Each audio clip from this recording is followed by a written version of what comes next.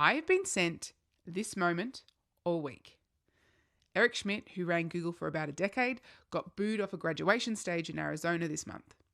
He was one of at least 3 speakers booed for praising AI in a room full of graduates in the space of about 2 weeks. And even as an AI enthusiast, I do believe the students were right to boo.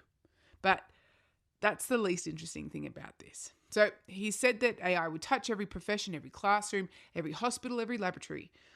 Then, as the volume of booing started to continue, he said, I can hear you. There's a fear of jobs that they're evaporating. Then Ronny Chieng, who I will claim as an honorary Australian, stood up at Harvard and told the class of 2026 that the mission of their generation was to destroy AI. And the crowd roared. Everyone is clipping the swearing and I think missing part of the point. So he did carve out exceptions. Use it for breakthroughs in medicine and physics, he said. And if you're doing it in that way, you're not part of the problem. Chieng wasn't booing the technology. He was actually really booing the mediocre people who wield it as a determined end state and never stop to ask what is actually being pointed at. So KPMG's chief economist, Diane Swonk, wrote this year that growth and the labour market have essentially decoupled. GDP is climbing on around $660 billion of AI investment, while hiring freezes hold and unemployment sits at its highest rate since 2021. The mantra of the year is do more with less. Squeeze the lemon. And that economy, that money is now entering the economy as capital, chips, data centers, infrastructure. It isn't entering as wages. So line goes up, but jobs do not follow. And the decoupling is a sequence of choices about where to aim the most capable tool we have ever built. And the choice is on the table, but it's being made by people who are sitting at the desk and the only thing they can think of is a profit line.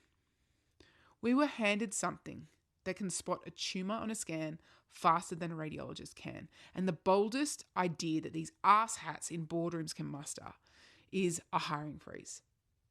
Somewhere a consultant is calling that synergy and admiring a typeface on a cost savings deck like some 21st century Patrick Bateman.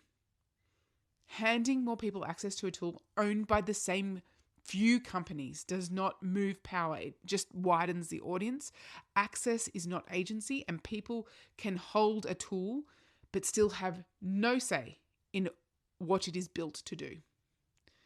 Chieng drew that rudimentary line, medicine and physics, the work that doesn't make you part of the problem.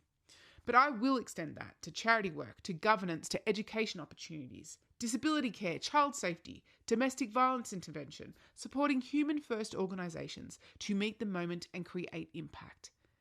It is available to us. There is a version of this world where the graduating classes stop booing and actually can change the world with these amazing tools. Aim it at diagnoses in places that have never had a doctor. Aim it at the problems too underfunded to develop and scale a workforce, at data sets too big for anyone to have spotted the patterns sitting inside of them. Why do we let the people holding that power think of nothing better to do with it than to make people redundant? The failure of imagination belongs to them, but we should use this moment to spark our own.